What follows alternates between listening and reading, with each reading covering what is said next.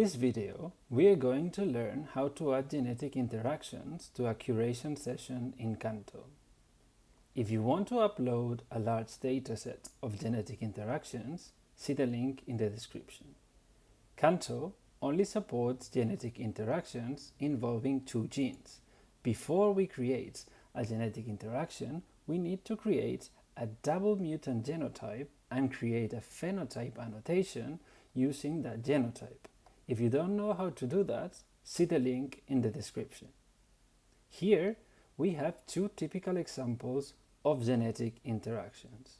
In one case, we have that the double deletion of KLP2 and PKL1 is lethal.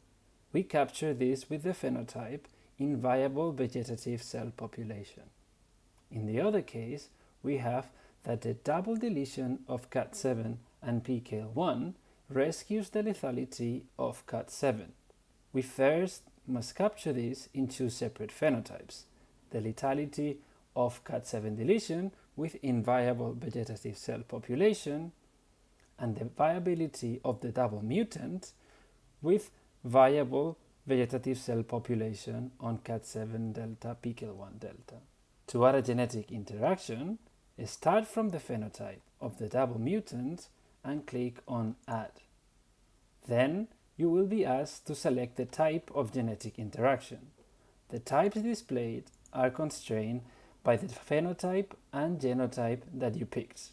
If you can't find the genetic interaction you expected, visit the link in the description where we explain the genetic interaction constraints. Select the type you want and click OK. For genetic interactions that do not have directionality, like synthetic lethality, you don't have to do anything else. However, let's create the other one. We go to the CAT7 PKL1 phenotype annotation, we click on Add, and we select Synthetic Rescue. In this case, we are asked to indicate the directionality of the genetic interaction. So we select that the CAT7 deletion is rescued by the deletion of PKL1. We also have to specify the single mutant phenotype that is involved in the genetic interaction.